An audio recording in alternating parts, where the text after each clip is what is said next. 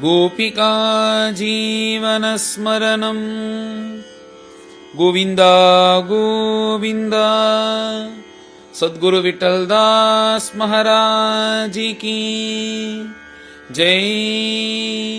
சர்வேஸ்வரனாக இருக்கக்கூடிய பிரபு ரசாதலத்தில் இருக்கிற பூமியை உத்தாரணம் பண்ணி அதை ஸ்தாபனம் பண்ணி அந்த அசுரனை சம்ஹாரம் பண்ணினார் அப்படின்ற விஷயத்தை மைத்ரேயர் விதுரருக்கு சொல்கிறார். சொன்ன உடனே இப்போ மேலே விதுரர் பிரஷ்னம் பண்ண போகிறார். அதுக்கும் முன்னாடி சாஷ்டாங்கமாக ஒரு நமஸ்காரம் பண்ணுறாராம் மைத்ரேயருக்கு.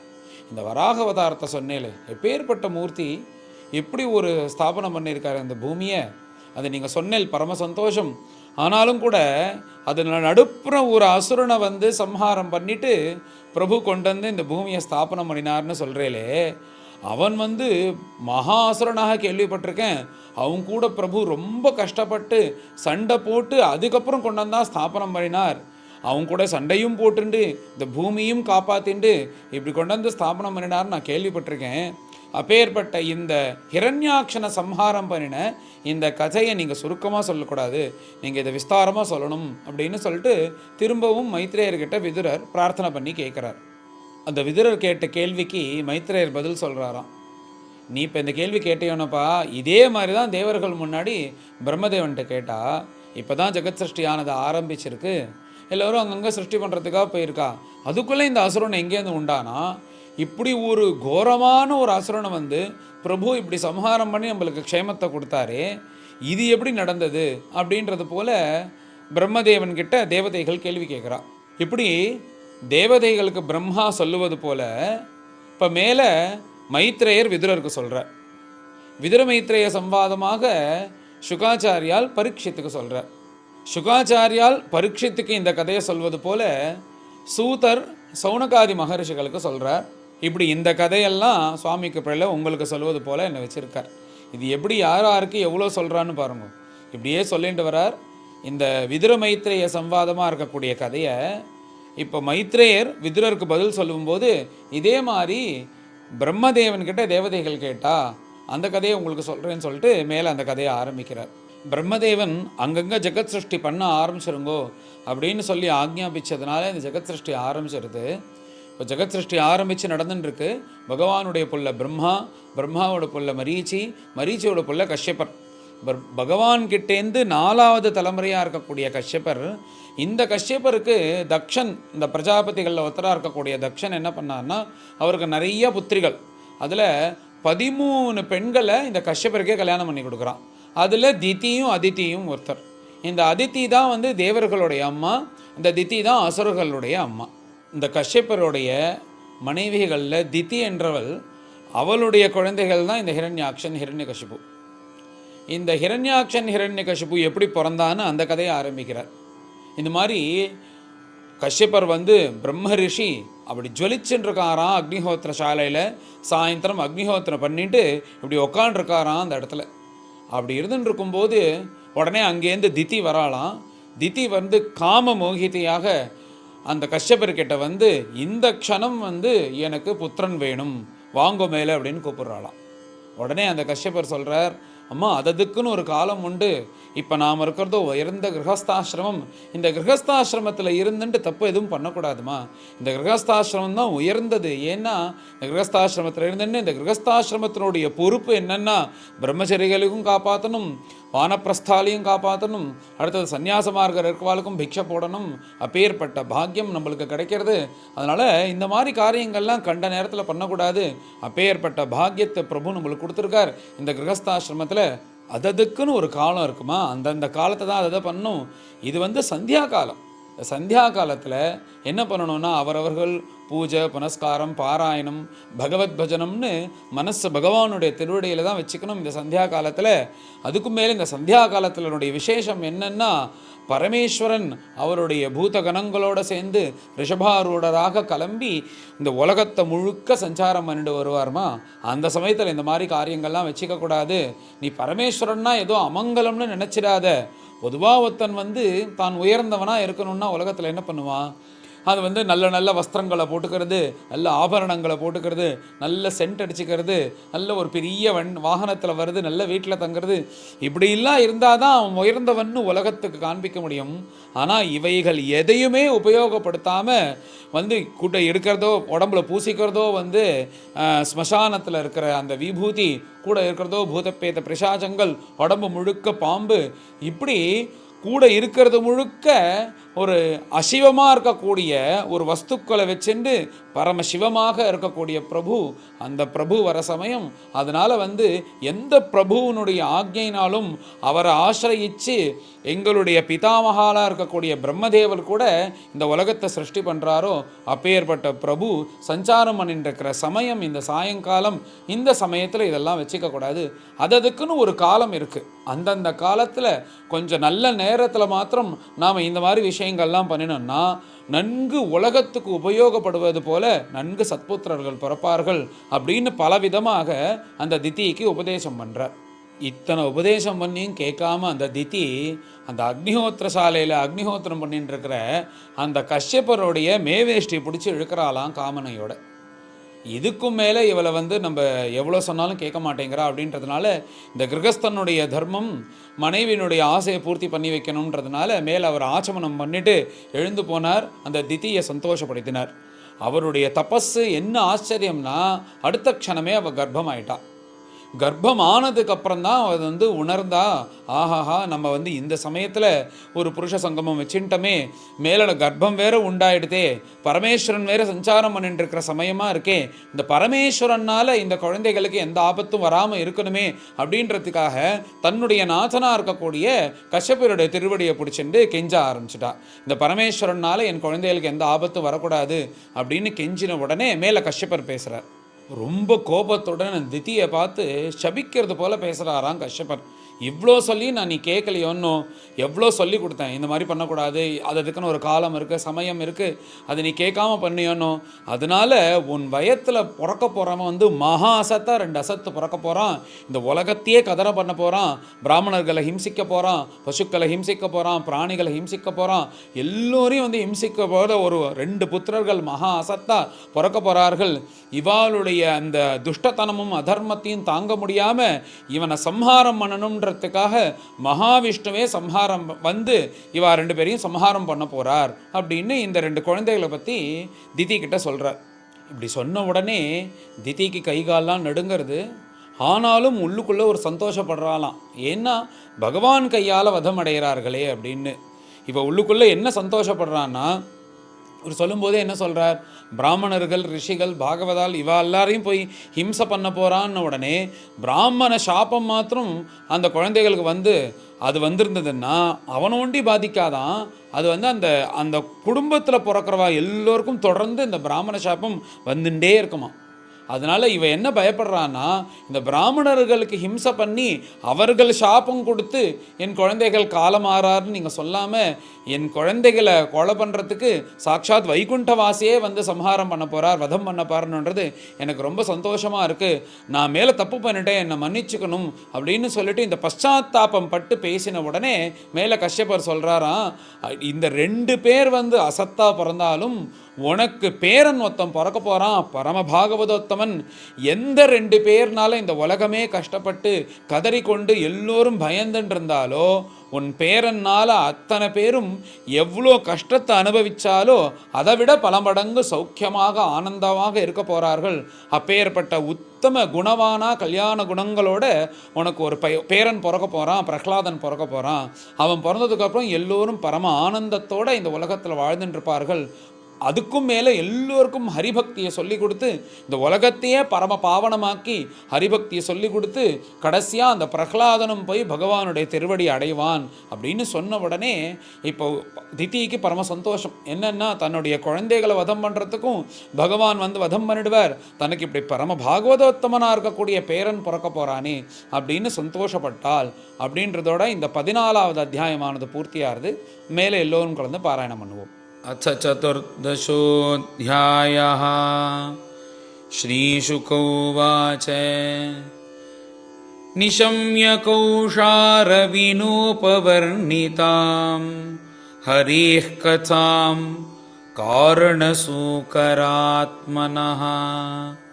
पुनः स पप्रच्छ तमुद्यताञ्जलिः न चातितृप्तो विदुरो धृतौ रतः। विदुरौवाच तेनैव तु मुनिश्रेष्ठा हरिणा यज्ञमूर्तिना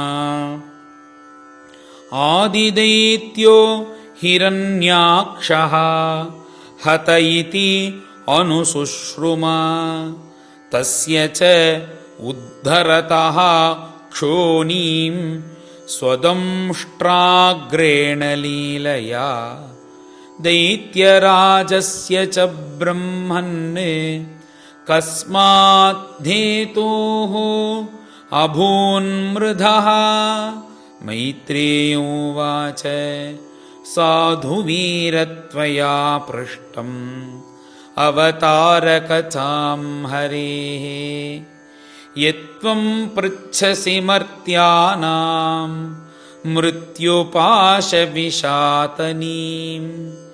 यया उत्तानपदः पुत्रः मुनिना गीतयार्भकः मृत्योः कृत्वैव मूर्ध्यङ्घ्रिम् आरुरोह हरेः पदम् अथात्रापि इतिहासोऽयं श्रुतो मे वर्णितः पुरा ब्रह्मणा देवदेवेन देवानाम् अनुपृच्छताम् दितिर्दाक्षायणीक्षत्तः मारीचं कश्यपं पतिम् अपत्यकामाचकमे सन्ध्यायां हृच्छयार्दिता इष्ट्वा अग्निजिह्वं पयसा पुरुषं यजुषां पतिं निम्लोचति अर्क आसीनम् अग्न्यगारे समाहितम्। दितिरुवाच एष मां त्वत्कृते विद्वन् काम आत्तशरासनः दुनोति दीनां विक्रम्य रम्भामिव मतङ्गजः तद्भवान् दह्यमानायां सपत्नीनां समृद्धिभिः प्रजावतीनां भद्रं ते मय्यायुङ्क्ताम् अनुग्रहम् भर्तरि आप्तः उरुमानानां लोकान् आविशते यशः पतिर्भवद्विधो यासां प्रजया ननु जायते पुरा पितानो भगवान् दक्षः दुहितृवत्सलः कं वृणीतवरं वत्साः इत्यपृच्छत नः पृथक् स विदित्वा आत्मजानाम्नः भावं सन्तानभावनः त्रयोदशात् अदात्तासां यास्ते शीलम् अनुव्रतः अथ मे कुरु कल्याण कामं कञ्जविलोचना आर्तोपसर्पणं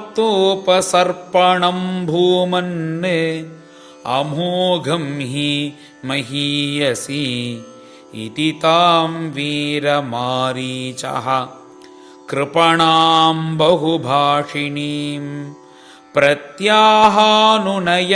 वाचा प्रवृद्धान् अङ्गकश्मलाम् एष ते अहं विधास्यामि प्रियं भीरु यदिच्छसि तस्यां कामं न कः कुर्यात् सिद्धिः त्रैवर्गिकीयतः सर्वाश्रमानुपादाय स्वाश्रमेण कळत्रवान् व्यसनार्णवमत्येति जलयानैः यथार्णवम् यामाहुः आत्मनो ह्यर्थम् श्रेयस्कामस्य मानिनी यस्यां स्वधुरमध्यस्य पुमांश्चरति विज्वरः याम् आश्रित्य इन्द्रियारातीन्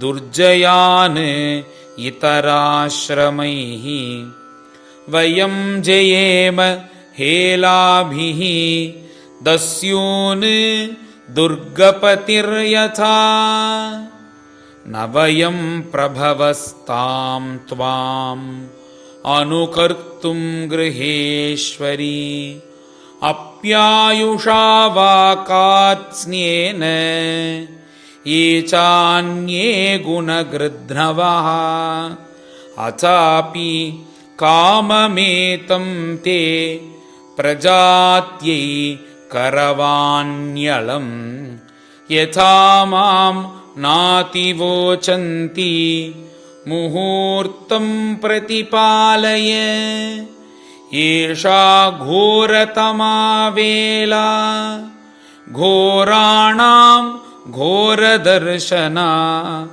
चरन्ति यस्यां भूतानि भूतेशानुचराणि हा एतस्यां साध्विसन्ध्यायां भगवान् भूतभावनः परीतो भूतपर्षद्भिः वृषेणाटति भूतराट् श्मशानचक्रानिलधूलिधूम्र विकीर्णविद्योत जटाकलापः भस्मावकुण्ठामल रुक्मदेहः देवस्त्रिभिः पश्यति देवरस्ते न यस्य लोके स्वजनः परो वा नात्यादृतो नोत कश्चिद्विगर्ह्यः वयं व्रतैः यच्चरणापविद्धाम् आशास्महे जां बत भुक्तभोगाम् यस्यानवद्या चरितं मनीषिणः गृह्णन्ति अविद्यापटलं बिभित्सवः निरस्तसाम्य अतिशयोऽपि यत्स्वयं पिशाचचर्याम् अचरद्गतिः सताम् हसन्ति यस्याचरितं हि दुर्भगाः स्वात्मन् रतस्य अविदुषः समीहितम् यैर्वस्त्रमाल्याभरण अनुलेपनैः स्वभोजनं स्वात्मतयोपलालितम् ब्रह्मादयो यत्कृतसेतुपालाः यत्कारणं विश्वमिदं च माया आज्ञाकरी तस्य पिशाचचर्याः अहो विभूम्नः चरितं विडम्बनम् मैत्रेय उवाच सैवं संविदिते भर्त्रा मन्मथ उन्मथितेन्द्रिया जग्राहवासो ब्रह्मर्षेः वृषलीव गतत्रपा स विदित्वा अथ भार्यायाः तं निर्बन्धं विकर्मणि नत्वादिष्टाय रहसि तयाथोपविवेशः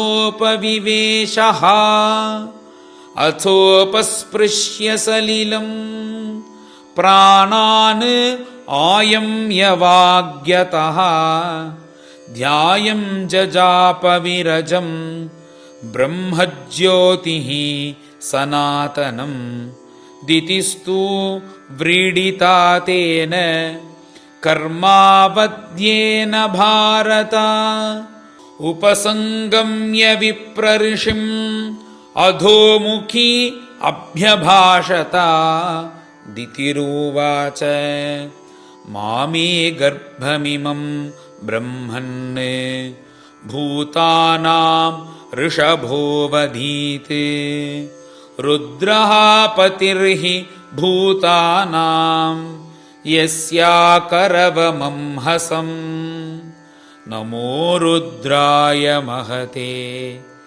देवायोग्राय मीढुषे शिवाय न्यस्तदण्डाय धृतदण्डाय मन्यवे स नः प्रसीदतां भामः भगवान् उरु अनुग्रहः व्याधस्यापि अनुकम्प्यानां स्त्रीणां देवः सतीपतिः मैत्रेय उवाच स्वसर्गस्य आशिषं लोक्याम् आशासानां प्रवेपतीं निवृत्तसन्ध्यानियमः भार्यामाह प्रजापतिः कश्यप उवाच अप्रायत्यात् आत्मनस्ते दौषात् मौहूर्तिकादुता मन्निदेशातिचारेण देवानां चातिहेलनात् भविष्यतस्तौ अभद्रौ अभद्रे जाठराधमौ लोकान् सपालान् त्रीन् चण्डी मुहुराक्रन्दयिष्यतः प्राणिनां हन्यमानानां दीनानाम् अकृतागसां स्त्रीणां निगृह्यमाणानां कोपितेषु महात्मसु तदा विश्वेश्वरः क्रुद्धः भगवान् लोकभावनः हनिष्यति अवतीर्यासु यथाद्रीन् शतपर्वधृत् दितिरुवाच वधं भगवता साक्षात् सुनाभोदारबाहुना आशासे पुत्रयोर्मह्यं मा क्रुद्धात् ब्राह्मणाद्विभो न ब्रह्मदण्ड दग्धस्य न भूतभयदस्य च नारकाश्चानुगृह्णन्ति यां यां योनिम् असौ गतः कश्यप उवाच क्रुद्धशोकानुतापेन सद्यः प्रत्यवमर्शनात् भगवती उरुमानाच्च भवेमय्यपि चादरात् पुत्रस्यैव तु पुत्राणां भवितैकः सतां मतः गास्यन्ति यद्यशः शुद्धं भगवद्यशसा समम्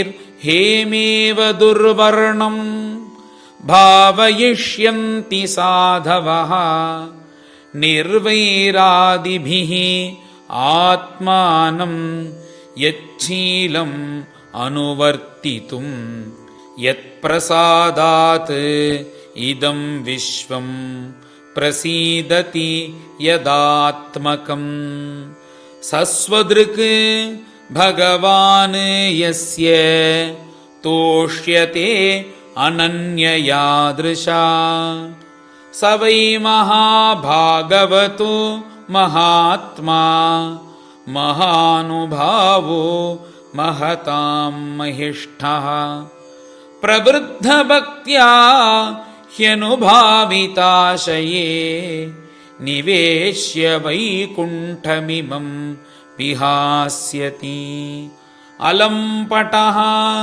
शीलधरो गुणाकरः हृष्टः परर्ध्या व्यथितो दुःखितेषु अभूतशत्रुः जगतः शोकहर्ता नौदाघिकं तापमिवोडुराजः अन्तर्बहिश्च अमलमब्जनेत्रं स्वपूरुषेच्छानुगृहीतरूपं पौत्रस्तव श्रीललनाललामं द्रष्टा स्फुरत् कुण्डलमण्डिताननं मैत्रेयो उवाच श्रुत्वा भागवतं पौत्रम् अमोदतदितिर्भृशं पुत्रयोश्च वधं कृष्णात् विदित्वासीत् महामनाः। श्रीहरये नमः। इति श्रीमद्भागवते महापुराणे पारमहंस्यां संहितायां तृतीयस्कन्धे चतुर्दशोऽध्यायः। गोपिका जीवनस्मरणं गोविन्द गोविन्द। सद्गुरु विठ्ठलदास महाराज की जय।